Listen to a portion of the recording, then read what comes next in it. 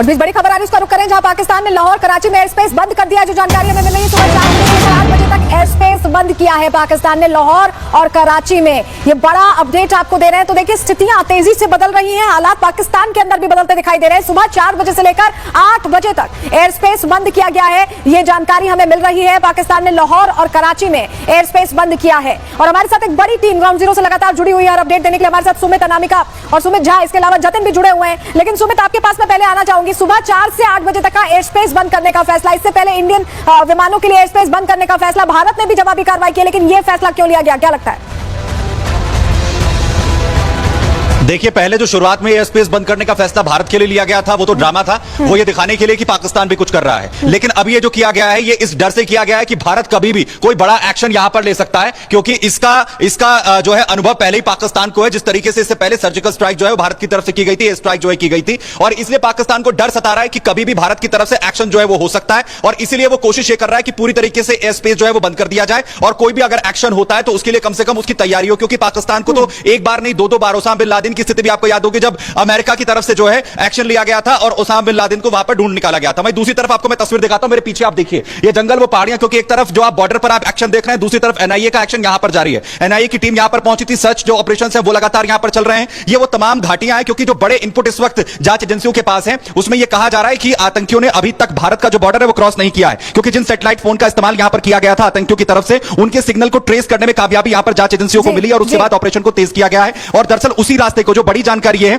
उसी रास्ते को जो है एक बार फिर से आतंकियों की तरफ से पकड़ने की कोशिश हो रही है, जिसके अंदर वो घुसे थे, यानी पुंछ से कोकरनाग और उसके बाद पहलगाम। और जो बड़ी जानकारी है कि कोकरनाग के जो जंगल है वहां से ये इंटरसेप्ट हुए हैं सिग्नल, और उसी को लेकर सुमित, आप बता रहे हैं कि पाकिस्तान डर की वजह से ऐसा कर रहा है, लेकिन एक और बड़ी खबर आ रही है, पाकिस्तान ने अमेरिका से अब मदद की गुहार लगा दी है। जो जानकारी मिल रही है हमारे उनके पास, हम वापस लौटेंगे इसी खबर को लेकर, क्योंकि पाकिस्तान ने अमेरिका से अब मदद की गुहार लगाई, अब मदद मांग रहा है पाकिस्तान। पाकिस्तान को टेंशन हो गई है, अमेरिकी राष्ट्रपति ट्रंप से मदद की मांग की है, मदद की गुहार लगाई है, क्योंकि अब शहबाज सरकार को यह लग रहा है कि कुछ होता है तो कौन बचाएगा। यही वजह है कि अमेरिकी रक्षा सचिव पीट हेगसेथ से बात की है, अमेरिकी राष्ट्रपति ट्रंप से मदद की मांग की है। आपको जानकारी दे रहे हैं, आपको यह भी बताएं कि लगातार जो तनाव बना हुआ है उसको लेकर ऐसा लग रहा है कि अभी कोशिश ये कर रहा है पाकिस्तान की कहीं से मदद मिल जाए, नामिका, और यही वजह है कि अब अमेरिका से बात कर रहा है, जबकि भारत ने कल ही साफ कर दिया है, जयशंकर ने कल ही बात की है वहां पर विदेश मंत्री से और बता दिया है हमारे विदेश मंत्री ने कि हम नहीं सुनने वाले, हमें जो करना होगा हम करेंगे।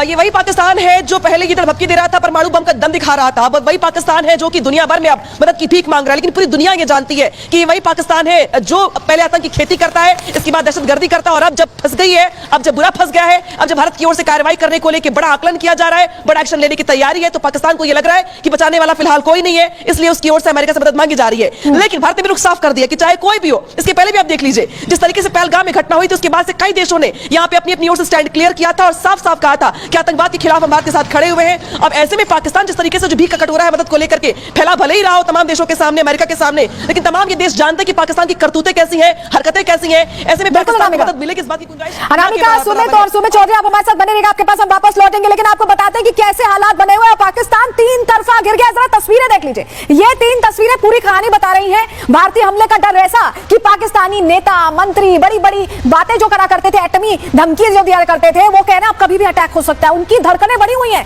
वहीं बलूच लड़ाके आक्रामक हो गए हैं, अपने ही देश में उनसे मोर्चा खुला हुआ है और टीटीपी के निशाने पर पाकिस्तानी आर्मी। तो आप समझिए कि 3 तरफा पाकिस्तानी आर्मी घिरी हुई है। कैसे ये घिरी हुई है अभी तो हमने आपको तस्वीर के जरिए बताया, जरा अब आपको डिटेल में समझा भी देते हैं कि पाकिस्तान के लिए जो 3 मोर्चे हैं कैसे गले की फांस बन रहे हैं। पाकिस्तान 3 तरफ से घिर गया है, जो हम आपको बता रहे थे। पहलगाम हमले के बाद एलओसी पर तनाव बना हुआ है और यह तनाव पाकिस्तान को डरा रहा है कि भारत क्या स्टेप लेगा, क्या कितना गहरा घाव देगा। पाकिस्तान के हाथ से बलूचिस्तान निकलता दिखाई दे रहा है, क्योंकि बलूच लड़ाके बीएलए एक्टिव हो गए हैं और लगातार हमले कर रहे हैं। अभी पिछले दिनों भी घटना हुई थी, आपको याद होगा, ट्रेन पर अटैक हो गया था। बीएलए के लड़ाकों ने तेज हमले कर दिए हैं अब पाकिस्तान में। टीटीपी भी आपको बताएं, तहरीके तालिबान पाकिस्तान भी पाकिस्तान की टेंशन बढ़ा रहा है और पाकिस्तान में अब 1971 वाले हालात बन गए। 1971 आप समझ रहे हैं, पीओके, बलूचिस्तान और सिंध क्या अलग हो जाएंगे। जैसे उस दौर में पाकिस्तान के 2 टुकड़े हो गए थे, क्या अब इस बार 3 टुकड़े होने की नौबत आ गई है। क्यों हम ऐसा कह रहे हैं आपको जरा समझाते हैं, क्योंकि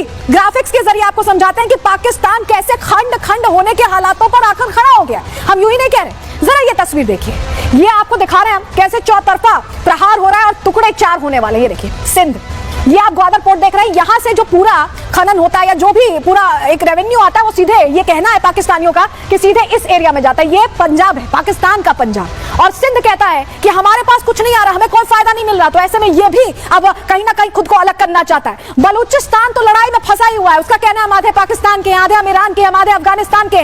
वो कह रहा है कि हमें आजादी चाहिए, हमें इन सबसे आजादी चाहिए। और ऐसे में बलोच लड़ाके सरदर्द बने हुए हैं पाकिस्तान के लिए। और अगर आप यहाँ पे बात करें, पश्तूनिस्तान की बात करें, तो पश्तून कहते हैं, अफगानिस्तान से इनका ओरिजिन, और ये कहते हैं कि हमें तो फंसा रखा है, हमारी तो कोई नहीं सुन रहा। और ऐसे में पश्तूनिस्तान भी चाहता है कि वो अस्तित्व में आ जाए। तो ये हालात हैं, ये हालात है पाकिस्तान के। और तीन तरफा घिरे होने के बाद अब भारत से हमले का डर उन्हें टेंशन बढ़ा रहा है, इस कदर बढ़ा रहा है कि उन्हें समझ नहीं आ रहा कि वो क्या करें। और ऐसे में अब हालात ऐसे हो गए कि सेना सरकार की लड़ाई चल रही है। और दूसरी तरफ ये तस्वीर भी देख लीजिए, बलूचिस्तान में महिलाओं ने प्रदर्शन किया, उन्होंने अपनी आवाज बुलंद की है। ये खुशदार की तस्वीर है और ये गुस्सा पाकिस्तानी आर्मी के खिलाफ है।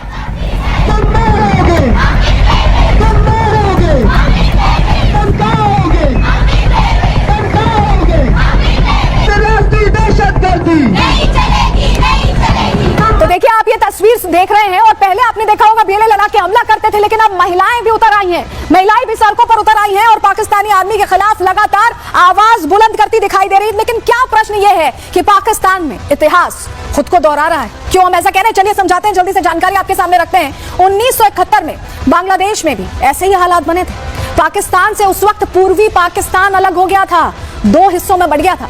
पाकिस्तान के अलग अलग प्रांतों में इस वक्त वही हालात हैं जो भी हमने आपको ग्राफिक्स के जरिए, मैप के जरिए समझाया। बलूचिस्तान के लोग आजादी की मांग कर रहे हैं, पाकिस्तानी सेना के अत्याचारों से वो परेशान है और उस कदर परेशान है कि वो आजादी मांग रहे हैं। सिंध में भी पाकिस्तानी सरकार के खिलाफ असंतोष दिख रहा है, सिंध प्रांत में भी सरकार और सेना की खिलाफत दिख रही है। तो ये हालात बने हुए हैं, सोचिए, अलग अलग जगहों पर। और ऐसा लग रहा है कि अब जैसा 1971 के दौर में हुआ था वैसा ही हाल पाकिस्तान का होता दिखाई दे रहा है। वहीं बलोच नेता इसको लेकर क्या कह रहे हैं, सुनिए जरा। पाकिस्तान में रियासत इस वक्त एक ऑपरेसिव डिक्टेटर की तरह रूल कर रही है और जो कोई भी रियासत की गलत पॉलिसीज को क्वेश्चन करती है, या तो रियासत उसकी आवाज को दबाने और खामोश करने के लिए उसको इंटिमिडेट करती है, या फिर उसको जेलों में डालकर कैद करती है। बलोच यकजहती कमेटी जो इस वक्त बलूचिस्तान की सबसे बड़ी अवामी तहरीक है, इस अवामी तहरीक को कुचलने के लिए रियासत हर किस्म के हरबे आजमा रही है। उद्दा जेल में बलोच खवातीन के ऊपर तशद्दुद करने के खिलाफ बलोच यकजहती कमेटी 25 अप्रैल को बलूचिस्तान भर में एहतजाजी मुजाहरों का ऐलान करती है। तो देख रहे हैं आप कैसे बलूचिस्तान से भी आवाज उठ रही है, हर तरफ से घिर चुका है पाकिस्तान। उस बीच बड़ी खबर मिल रही है, आपको बताएं, पाकिस्तान से सटे 3 बॉर्डर्स पर जबरदस्त तैयारी दिख रही है। जम्मू कश्मीर की बात कर लें, पंजाब की बात कर लें, राजस्थान में सीमा पर एक्टिव यहां पर फोर्सेस दिखाई दे रही हैं। पुराने बंकर्स को भी एक्टिवेट कर दिया गया है, जो हमें अपडेट मिल रहा है। तो आप सोचिए, तैयारी पूरी है, पुराने जो बंकर्स थे उन्हें एक्टिवेट कर दिया गया है और बाकायदा मॉक ड्रिल करके ये देखा जा रहा है कि कितनी तैयारी है, किस कदर तैयारी है। क्योंकि अगर हालात कुछ ऐसे आते हैं चुनौतीपूर्ण, तो पहले से भारत तैयार रहे, ये सुनिश्चित किया जा रहा है। और हमारे साथ हमारे सहयोगी जतिन सीधे जुड़ रहे हैं। जतिन, ये जो तस्वीर हम दिखा रहे हैं, जो मॉक ड्रिल्स चल रही हैं, जो बंकर्स को एक्टिवेट किया जा रहा है, जो हमारी जो सेनाएं हैं वो फॉरवर्ड पोस्ट पर जा रही हैं, यही तस्वीरें तो डरा रही हैं, लेकिन भारत तैयार है, ये जरूर समझ में आ रहा होगा पाकिस्तान को।